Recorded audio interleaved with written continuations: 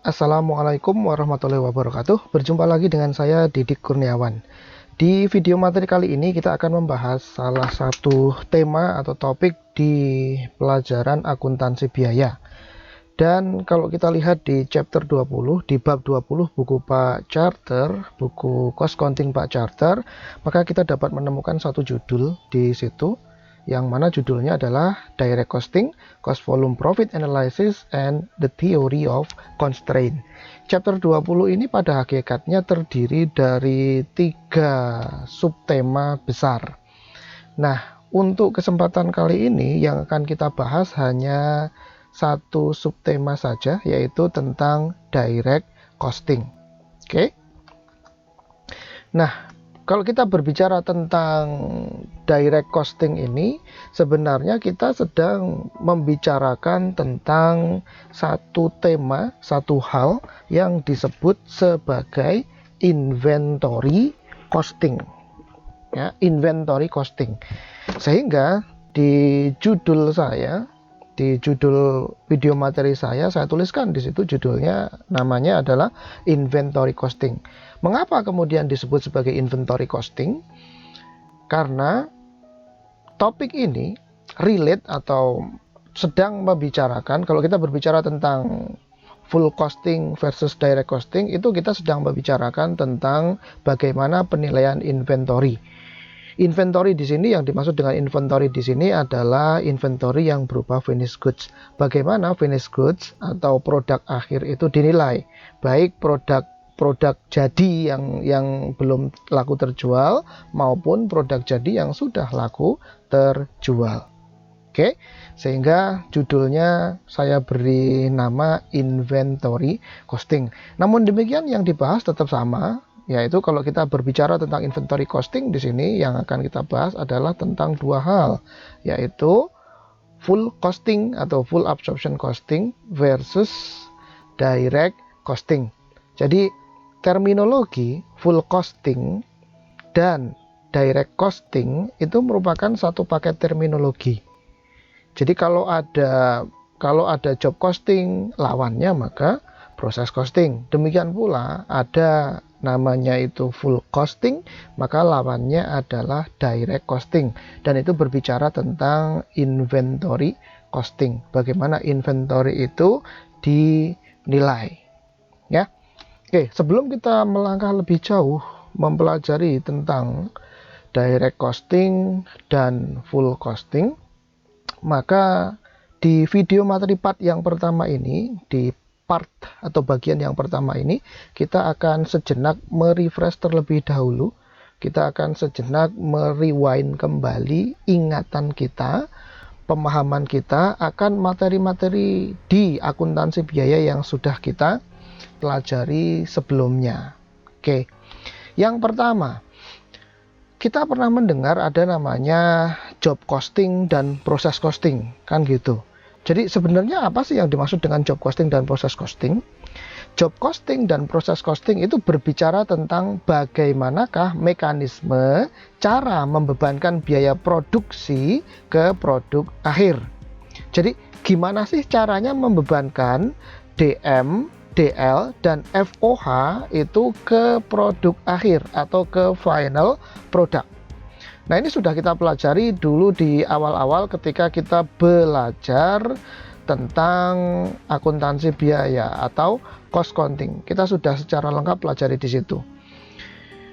Bahwa job costing dan proses costing ini merupakan satu paket mekanisme cara untuk membebankan biaya produksi yang tadi DM, DL, dan FOH itu ke dalam produk akhir atau final product.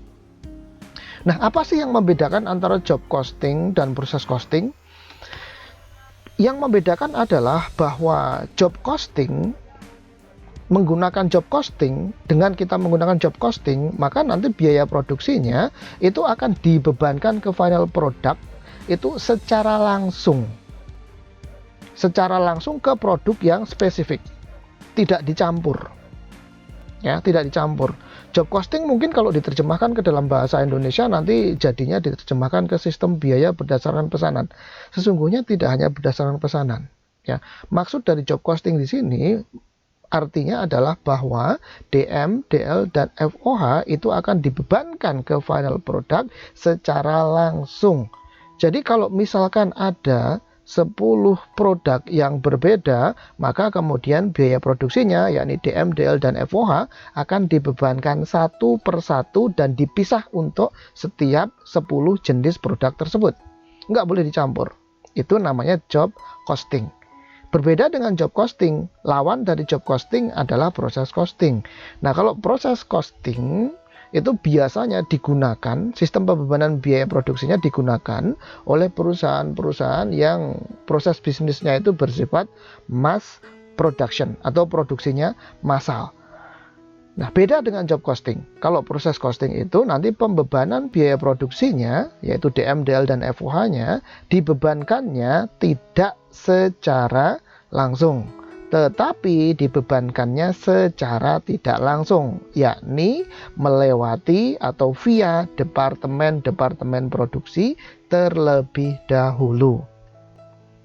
Kalau mass production itu rata-rata atau biasanya itu produknya itu sejenis atau homogen, namun jumlahnya itu sangat banyak sekali. Nah, pertanyaannya bagaimana kemudian membebankan DM, DL, dan FOH-nya? Jawabannya adalah tidak bisa kemudian kita bebankan satu persatu secara langsung ke setiap produk. Dan tidak ada manfaatnya juga. Kenapa? Karena produknya homogen. Ngapain kemudian kita satu persatu secara langsung kita bebankan? Itu namanya tidak efisien, tidak visible, tidak layak untuk dilakukan. Lah terus gimana Pak caranya Pak? Gampang. Dibebankanlah dulu DM, DL, dan FOH-nya itu ke masing-masing departemen produksi. Baru kemudian setelah masing-masing departemen produksi itu terbebani dengan biaya produksi, nah kemudian kan dalam satu periode departemen produksi itu akan menghasilkan produk sejumlah tertentu produk. Nah kemudian tinggal total biaya produksinya DM, DL, dan FOH-nya dibagi dengan total output produk, maka akan menghasilkan cost per unit. Biaya produksi per unitnya ketahuan di situ. Paham ya? Itu sudah kita pelajari panjang lebar dulu tentang job costing versus proses costing, yaitu berbicara tentang mekanisme cara pembebanan biaya produksi ke final product. Oke, itu job costing versus proses costing. Berikutnya kita mengenal juga ada namanya actual costing, normal costing, dan standard costing. Nah, kalau kita berbicara tentang actual, normal, dan standard costing, itu sebenarnya kita sedang membicarakan bagaimanakah penilaian dan penghitungan biaya produksi yang dibebankan ke produk akhir. Saya ulang, bagaimanakah penilaian dan penghitungan biaya produksi yang akan dibebankan ke produk akhir. Kalau perusahaan itu memakai penilaian dan penghitungan biaya produksinya itu menggunakan actual costing, maka artinya direct material, direct labor, dan FOH-nya dibebankan based on kondisi actual. Jadi kalau beli material katakanlah 100.000 per unit, nah nanti memang yang dibebankannya kalau dipakai semuanya ya berarti 100.000 rupiah. Itu based on actual. Ya, jadi DM, DL, dan FOH-nya based on kondisi actual. Berbeda dengan actual costing, ada standard costing yang sudah kita pelajari di chapter 18 dan 19 buku Pak Charter, atau di video materi yang sebelumnya sudah kita bahas panjang lebar. Sangat berbeda dengan actual costing. Kalau standard costing itu nanti DM, DL, dan FOH-nya yang dibebankan ke final product itu didasarkan pada predetermined rate atau tarif biaya yang sudah disusun dan ditetapkan terlebih dahulu. Itu kalau menggunakan standard costing. Ya, kalau menggunakan standard costing. Bagaimana kemudian kalau menggunakan normal costing? Nah, ini normal costing yang berada di tengah-tengah. Jika normal costing yang digunakan, maka pencatatan, penilaian, dan penghitungan biaya produksinya untuk komponen biaya DM dan DL itu menggunakan dasar actual cost, biaya aktual, sementara FOH-nya, khusus untuk FOH-nya itu dibebankan, dinilai, dan dihitung, dibebankan dengan menggunakan predetermined rates atau tarif yang sudah ditetapkan di awal. Oke ya. Jadi itu kalau kita berbicara tentang actual, normal, dan standard costing, itu sebenarnya kita sedang berbicara tentang penilaian dan penghitungan biaya produksi yang dibebankan ke final product. Oke, berikutnya kita juga mengenal dulu ada namanya traditional costing dan activity based costing, kan gitu. Kalau di bukunya Pak Charter berarti ini ada di chapter 13 dan 14. Ya, ada di chapter 13 dan 14. Traditional costing, kemudian activity based costing. Nah, kalau kita membicarakan traditional costing dan activity based costing, itu berarti kita sedang membicarakan tentang FOH atau factory overhead. Ingat bahwasanya kita tidak membicarakan DM dan DL ketika kita berbicara traditional costing versus activity based costing. Sehingga pokok bahasanya adalah bagaimanakah cara mengalokasikan biaya produksi tidak langsung ke produk akhir. Itu yang dibahas tentang traditional costing dan activity based costing, yakni cara cara membebankan fixed FOH atau biaya produksi tidak langsung ke produk akhir. Kalau pakai traditional costing, maka kita akan membebankannya, itu FOH-nya dibebankan based on volume atau unit. Sementara kalau ABC atau activity based costing, FOH-nya itu nanti akan dibebankan based on atau berdasarkan aktivitas. Kan cost driver seperti sudah kita pelajari di video materi yang lalu ketika kita membahas tentang cost behavior analysis, bahwa cost driver itu bisa berbentuk dua macam, yaitu volume atau unit yang pertama, dan kemudian yang kedua adalah activity. Oke, dapat dipahami itu ya. Nah, sekarang kita masuk di video materi kali ini di chapter berapa tadi? Chapter 20 ya, chapter 20 buku Pak Charter. Itu tadi judulnya adalah direct costing. Nah, kalau ada direct costing, maka lawannya itu adalah full costing atau full absorption costing. Nah, kalau kita menandingkan atau kalau kita sedang berbicara tentang full costing versus direct costing, maka sebenarnya kita sedang berbicara mengenai bagaimanakah perlakuan pembebanan atas fixed FOH ke produk akhir. Saya ulang, kalau kita sedang membicarakan tentang inventory costing atau kita sedang membicarakan tentang full costing versus direct costing, maka sejatinya kita sedang berbicara tentang bagaimanakah membebankan fixed FOH atau biaya produksi tetap. Ya, biaya produksi yang bersifat tetap ke produk akhir. Oke. Full costing itu nama lainnya adalah absorption costing atau disebut juga conventional costing atau disebut pula full absorption costing. Saya singkat FAC. Nah, ringkasnya adalah kalau menggunakan full costing atau full absorption costing, maka nanti fixed FOH-nya akan dibebankan kepada inventory secara proporsional. Saya ulang, kalau menggunakan full costing, maka nanti fixed FOH-nya akan dibebankan kepada inventory secara proporsional. Inventory yang dimaksud di sini itu tidak mencakup semuanya. Inventory di perusahaan manufaktur kan ada raw material, work in process, finished good, kan gitu. Nah, yang dibahas di sini ini adalah inventory, yang dimaksud di sini adalah inventory yang berupa barang yang sudah jadi atau paripurna diproses. Dengan kata lain, yang dibahas di sini adalah tentang finished goods. Ya, finished good itu nanti kemungkinannya ada dua. Sudah selesai dibuat menjadi finished good, belum laku dijual, berarti ada di gudang barang jadi atau FG warehouse.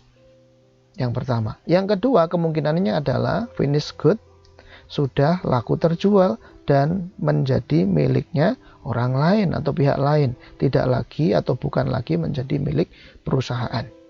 Nah, kemungkinannya dua itu. Oke, nah ada full costing, ada direct costing, atau nama lainnya adalah variable costing atau marginal costing. Direct costing saya singkat DC. Nah, jika satu perusahaan itu mentreatment fix FOH-nya dengan menggunakan variable costing atau direct costing, maka nanti fix FOH-nya akan dibebankan semuanya kepada periode tempat di mana FOH tersebut dibebankan atau dikeluarkan.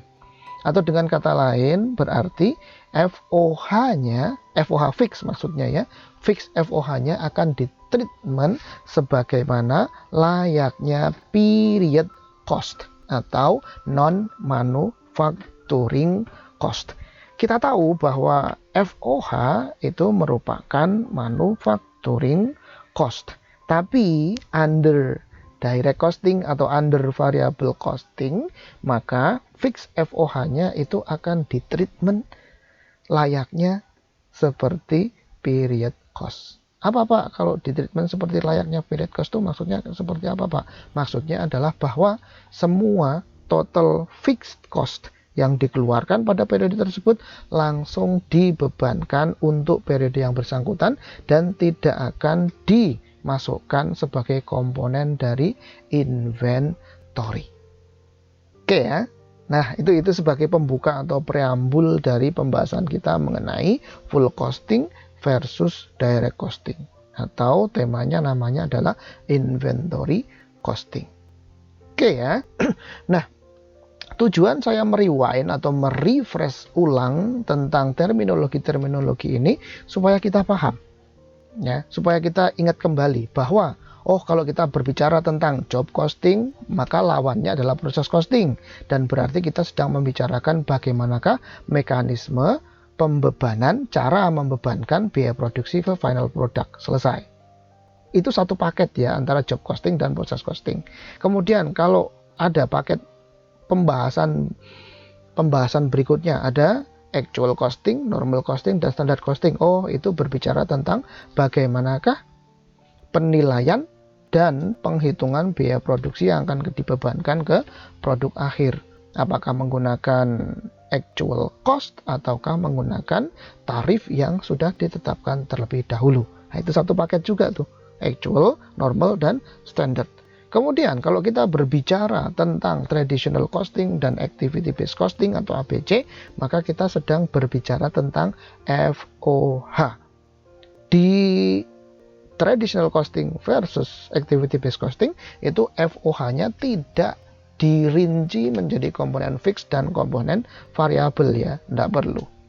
Ya, yang jelas adalah TC atau traditional costing versus ABC activity based costing itu berbicara tentang bagaimana mengalokasikan, membagi FOH ke produk akhir. Itu yang dibahas di TC versus ABC. Nah, sekarang yang akan kita bahas adalah tentang bagaimanakah perlakuan pembebanan khusus, lebih spesifik lagi, yaitu tentang fixed FOH ke inventory.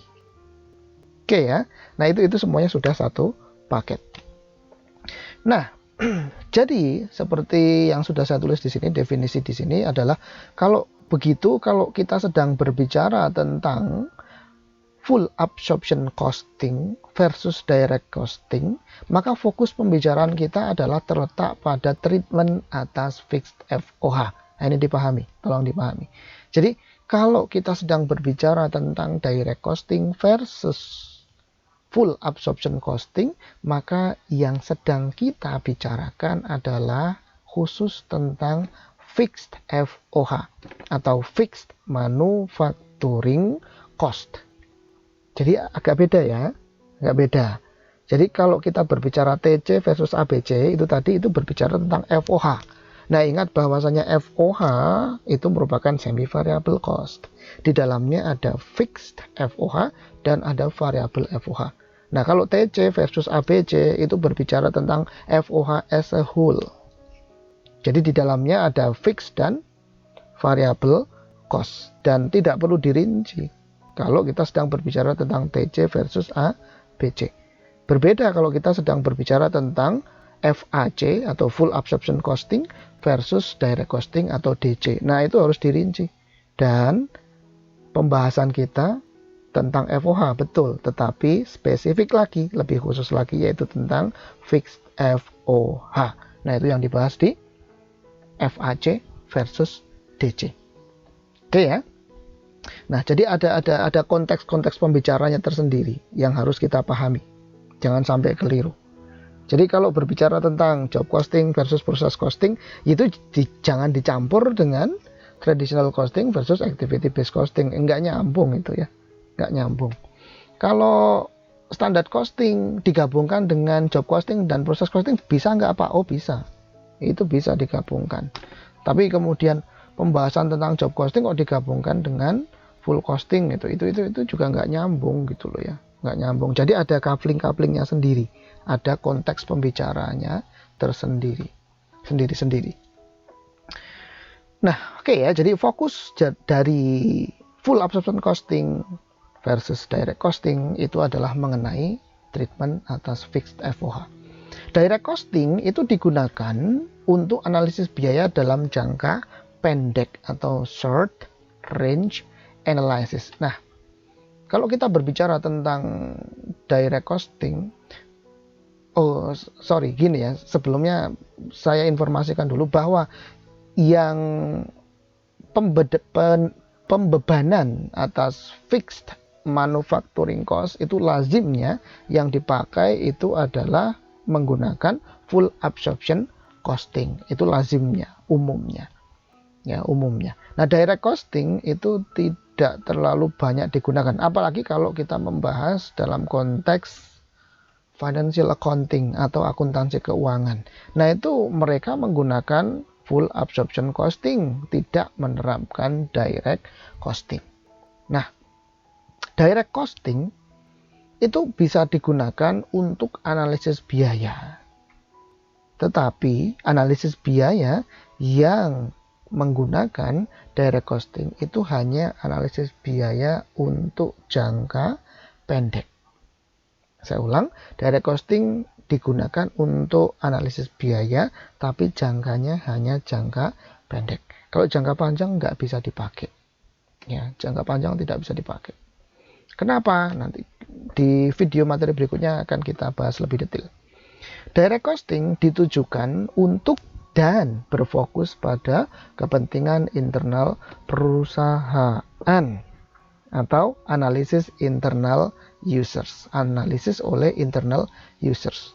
Sebagaimana kita pahami bahwa cost accounting atau akuntansi biaya itu kan diperuntukkan mostly bagi internal users, yaitu manajemen. Dan itu tidak digunakan untuk reporting kepada external users kalau akuntansi biaya. Nah, terkait dengan hal tersebut, direct costing pun ini juga demikian. Direct costing itu bukan untuk konsumsi external users, mainly akan dikonsumsi dan digunakan oleh manajemen atau internal users.